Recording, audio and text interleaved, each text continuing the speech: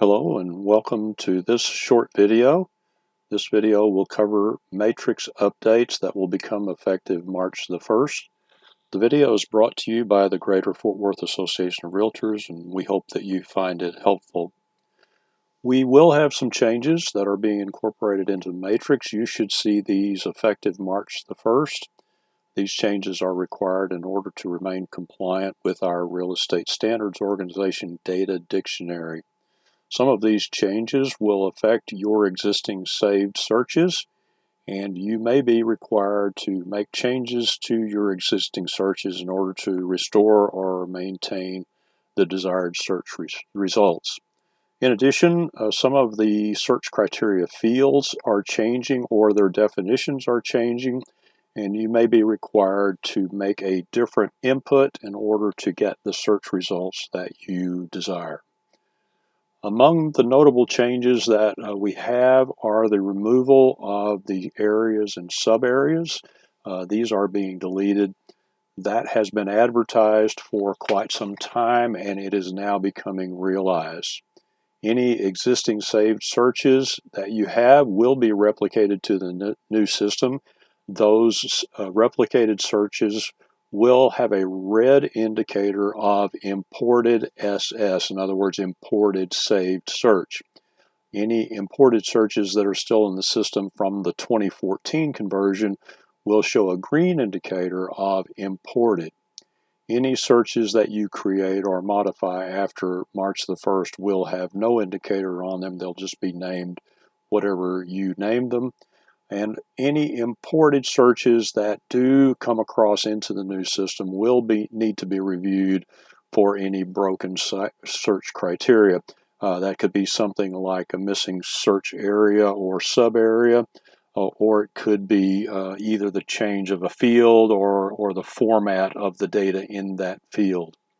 Other changes that will be made include a change to the total baths field.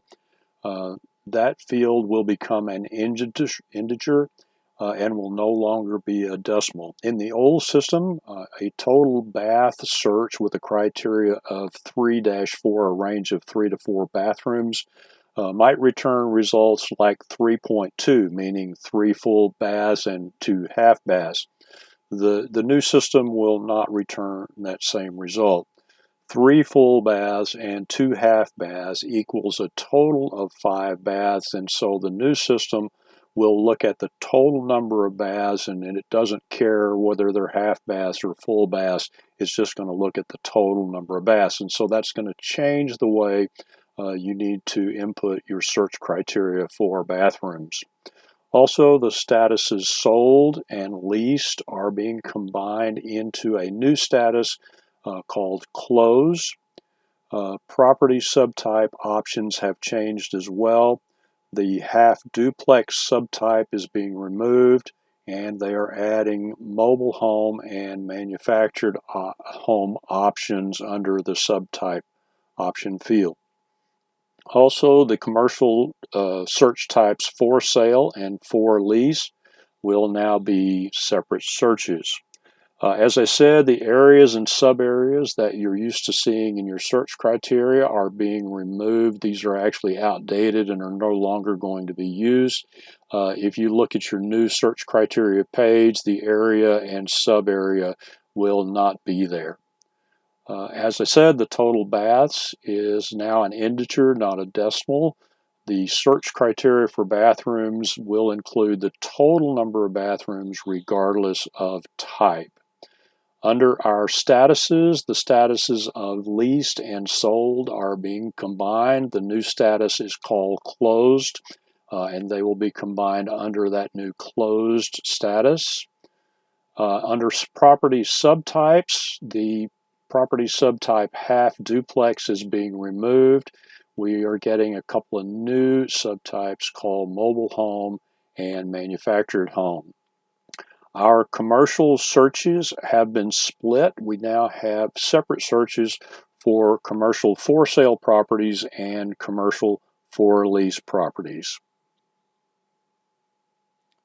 Let's jump over to Matrix now and let me show you a way that you can recreate at least a part of your areas so that you can have those available to you. Now, to use the methodology I'm about to show you, this will only be available for you up until March the 1st, because after that the areas and sub areas will be gone. However, you can use the same basic criteria and just estimate the areas and sub areas if you want to save those when you're doing your searches. Now let's just go in and let's start with, and I'm going to start with a cross-property search, an all-property quick search.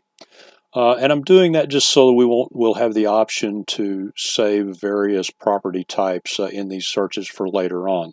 Now let's turn off our active contracts and let's just use active and coming soon. And then let's go to the map and let me show you how to show the current areas and sub areas. Now I'm going to work over in the Colleyville area, so let's just go to Colleyville here and we'll center the map on that.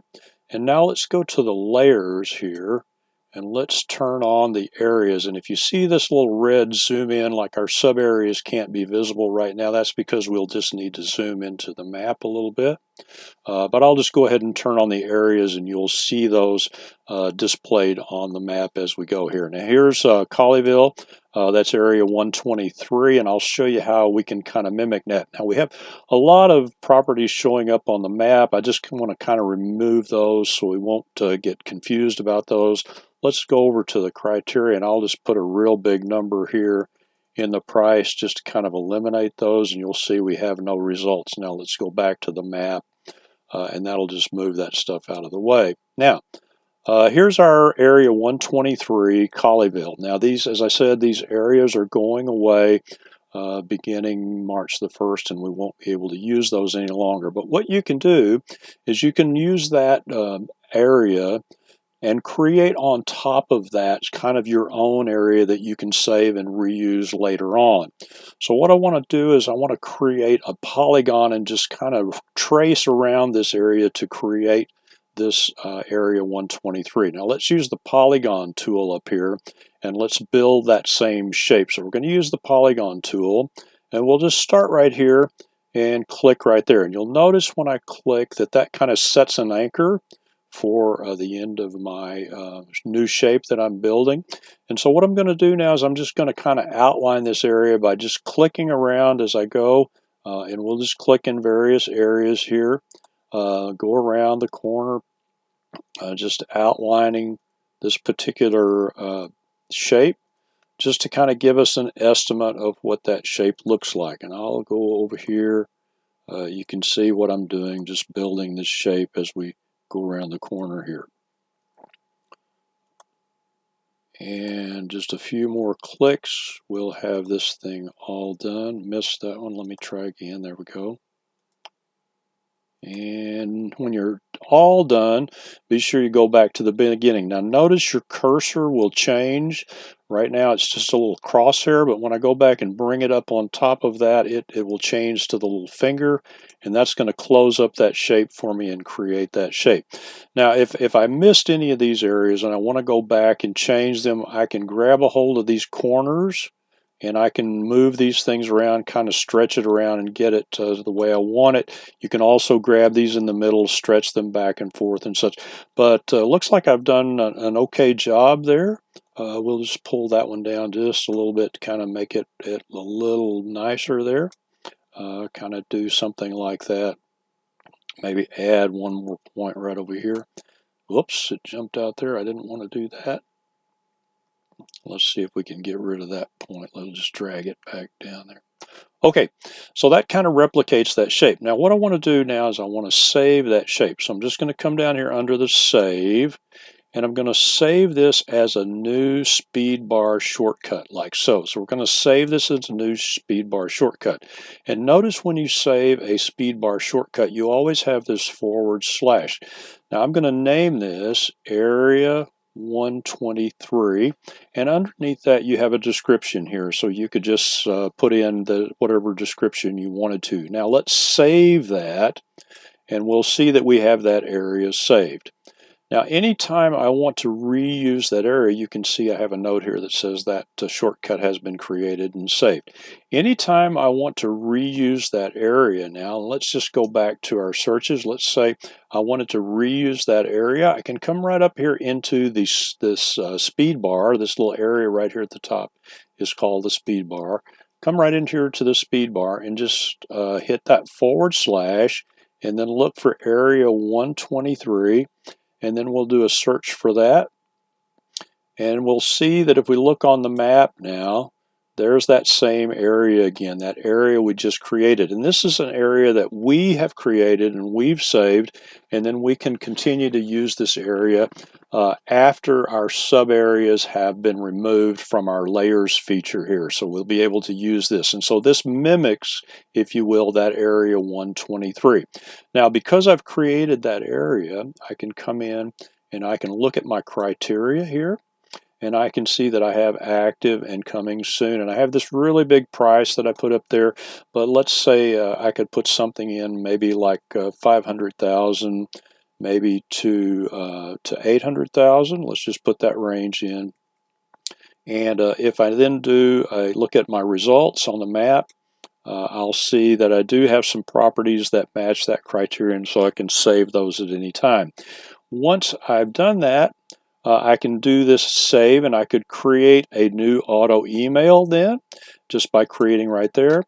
I can go ahead and select a contact if I want to set up my email and reuse that particular search. And so that's a way that you can save your areas on the map by going to the map. And let's just do that one more time. You can go to the map. I'll start a search. This time I'll just use a residential detail search. Go to the map, and on the map, get your layers right here and turn on your areas. And that will display your areas on the map. And so if you want to recreate any of these areas, you can use that polygon just like I did. Recreate that area and then save that as a speed bar shortcut so that you can come back to that area at any time. We hope this video has been helpful to you. If you have any questions about the changes that are upcoming, please feel free to contact our office. Thank you.